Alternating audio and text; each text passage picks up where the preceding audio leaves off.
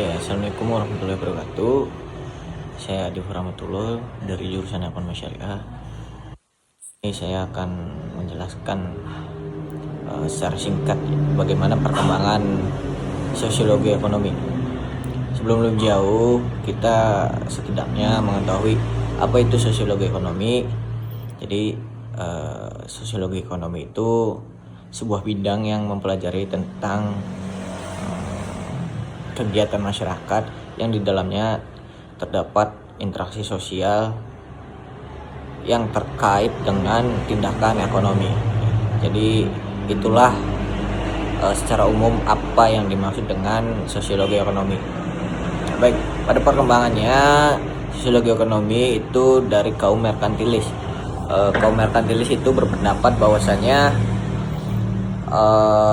kekayaan dan kekuasaan sangat mendominasi fisiologi berpikir.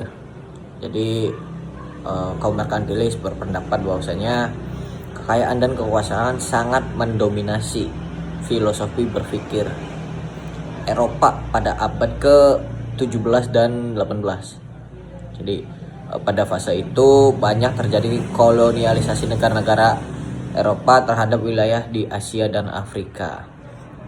Baik, selanjutnya ada tokoh-tokoh perintis sosiologi ekonomi. Di mana yang pertama ada Karl Marx pada tahun 1818 sampai 1883. Ya. Kemudian ada Max Weber 1864 sampai 1920. Dan yang terakhir itu ada Emil Durkheim yang 1858 sampai 1917. Ya mungkin itu saja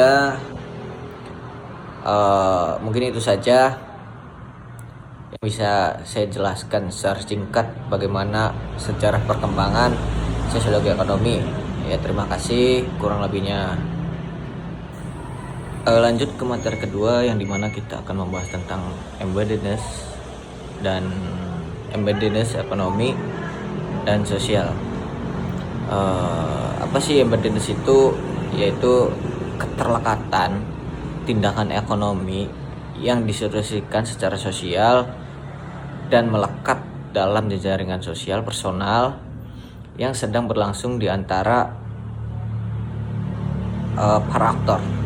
Jadi konsep embeddedness merupakan alternatif konsep yang memahami pikiran tentang perilaku ekonomi yang sebelumnya berkembang dalam sosiologi ekonomi. Jadi hubungan sosial atau intuisi sosial baik tindakan ekonomi yang termasuk dalam over socialized maupun under socialized. Jadi untuk lebih memudahkan kubu over socialist itu berpikir bahwasanya tindakan ekonomi yang kultural dituntun oleh aturan berupa nilai dan norma yang diinternasionalisasi. Semua perilaku ekonomi seperti memilih pekerjaan, membeli, menjual, menabung dan lain-lain, tindakan patuh terhadap segala sesuatu yang diinternalisasi seperti norma, adat, kebiasaan, dan tata kelakuan. Dan kubu under sosialis berpikir bahwasanya tindakan ekonomi yang rasional dan berorientasi pada pencapaian keuntungan individual. Jadi bedanya kubu over sosialis dan kubu under sosialis itu tindakan ekonomi yang kultural, sedangkan kubu under sosialis itu ekonomi yang rasional. Seperti itu. Terima kasih. Lanjut ke materi selanjutnya, yaitu materi ketiga, kita membahas tentang trust and business. Yang dimana pengertian trust itu secara bahasa Indonesia itu artinya kepercayaan, keyakinan seseorang terhadap kemampuan perusahaan untuk menyediakan produk atau layanan yang terbaik. Itu pengertian trust and secara bisnis ya. Nah, Apa sih elemen yang penting dalam bisnis? Itu yang pertama trust, udah pasti kepercayaan lah. Yang kedua kompetensi, mencakup kemampuan bisnis untuk bertanggung jawab pada apa yang mereka kerjakan. Yang kedua konsistensi, untuk membangun konsistensi diperlukan upaya menjaga keunikan bisnis meskipun ada tekanan dari luar. Dan disiplin itu yang menjadi kunci konsisten. Integritas, memiliki integritas berdasarkan nilai-nilai moral dan norma sosial dan budaya yang ada. Compassion menunjukkan bahwa suatu bisnis memiliki welas asih, kepedulian terhadap masalah pelanggan atau kolega yang dihadapi. Ya itu. Terima kasih. Materi selanjutnya itu materi keempat, membahas tentang sosial kapital dan ketenaga kerjaan. Jadi apa sih sosial kapital itu? Yaitu bahwa bangunan atau membangun kembali kepercayaan masyarakat, mereulangkan kepercayaan masyarakat. Ya, adapun definisi kapital sosial menurut para ahli, yang pertama ada James Goldman berpendapat bahwa kapital sosial bukanlah suatu entitas tunggal tetapi terdiri dari sejumlah entitas. Yang selanjutnya itu Robert Putnam berpendapat bahwasanya kapital sosial jelas lebih eksplisit serta dikonstruksikan dari aturan pustaka yang lebih luas. Yang terakhir ada dari Francis Fukuyama, berpendapat bahwasanya serangkaian nilai atau nama informal yang dimiliki oleh bersama di antara para anggota suatu kelompok yang memungkinkan terjalinnya kerjasama di antara mereka.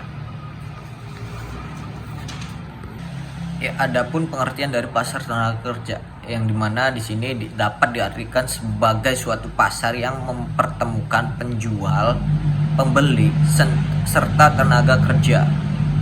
Ya. Apa sih pengaruh sosial kapital dalam pasar tenaga kerja? Ada yang pertama sebagai sarana penyaluran tenaga kerja. Yang kedua sebagai sarana untuk mendapatkan informasi tentang ketenaga kerjaan. Dan masih banyak lagi. Materi selanjutnya kita akan membahas tentang rasionalitas dalam transaksi. Jadi rasionalitas itu adalah anggapan bahwa manusia berperilaku secara rasional dan tidak akan secara sengaja membuat keputusan yang akan menjadikan yang lebih baru. Ya, seperti itu. Jadi prinsip rasionalitas itu meliputi kelengkapan, transivitas, dan kesinambungan.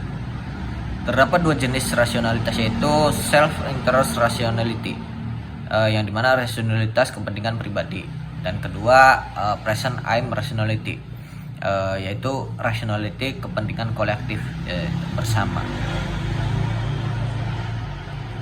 Oke, materi selanjutnya yaitu tanggung jawab sosial perusahaan. Jadi tanggung jawab sosial perusahaan itu merupakan komitmen bisnis yang berperan untuk pembangunan ekonomi. Jadi menurut para ahli, tanggung jawab berarti bahwa orang tidak boleh mengelak. Jadi tujuan tanggung jawab perusahaan itu yang pertama ada agar perusahaan mendasar kegiatan yang dilakukan sesuai dengan norma-norma yang ada, SOP yang ada, norma dan etika. Ya. Manfaat tanggung jawab perusahaan sendiri itu keterlibatan dan kebanggaan karyawan. Yang kedua mengurangi resiko dan tuduhan terhadap perlawanan tidak pantas, meningkatkan penjualan, serta mempertegas reputasi dan citra perusahaan. Adapun kebijakan sosial dan corporation management, yaitu reorientasi manajemen, modal kinerja sosial perusahaan, proses pemberian respon terhadap permasalahan sosial. Untuk materi selanjutnya, itu materi yang ketujuh, kita akan membahas tentang pola hidup status ekonomi. Adapun pola hidup itu adalah suatu tindakan yang memberdayakan antara satu orang dengan orang lainnya. Itu yang dinamakan dengan gaya hidup. Adapun bentuk-bentuk gaya hidup, yang pertama ada industri gaya hidup, iklan gaya hidup, public relation dan jurnalis gaya hidup, gaya hidup mandiri, gaya hidup hedonis, yang ada di kota-kota besar biasanya gaya hidup hedonis itu. Oke. Selanjutnya ada faktor yang mempengaruhi gaya hidup. Yang pertama ada faktor internal, yaitu sikap, konsep diri, motif, persepsi, pengalaman dan pengamatan, serta kepribadian. Adapun faktor eksternal yang mempengaruhi gaya hidup itu adalah kelompok referensi, keluarga, kelas sosial, serta kebudayaan. Klasifikasi status ekonomi itu yang pertama adalah pekerjaan, pendapatan keluarga, kekayaan, dan pengeluaran. Mungkin itu untuk materi ketujuh. Dan yang terakhir, kita akan membahas materi tentang makna sosiologis uang. Materi terakhir ya, bangsa Mesopotamia adalah bangsa yang pertama kali menggunakan uang sebagai alat pertukaran ekonomi. Jadi ketika dulu bangsa Mesopotamia itu untuk bertransaksi itu uang untuk pertama kali. Jadi uang itu adalah suatu instrumen yang paling dekat dengan masyarakat. Melalui uang semuanya dapat dibeli, semuanya saling terkait. Karena uang, ikatan manusia menjadi ternominalkan, sehingga akan memunculkan keterasingan. Makna uang sendiri secara sosial sebagai agent of social change. Uang juga dapat diartikan secara komunal. Tradisi arisan contohnya yang dikenal dalam masyarakat adalah aktualisasi dalam pemaknaan komunitas atas uang. Sisi sosiologis dari uang adalah usaha untuk melihat bagaimana peranan dan fungsi uang itu sendiri. Untuk mengetahuinya, bagaimana uang dan masyarakat saling mempengaruhi serta timbal balik. Uang dipakai untuk produksi, distribusi, konsumsi barang dan jasa. Uang dan pasar itu, perhitungan tentang uang secara bertahap telah memasuki kehidupan sehari-hari melalui proses komodifikasi. Ya mungkin itu saja materi yang dapat saya sampaikan. Kurang lebihnya mohon maaf. Wabillahi taufiq wal hidayah. Assalamualaikum warahmatullahi wabarakatuh.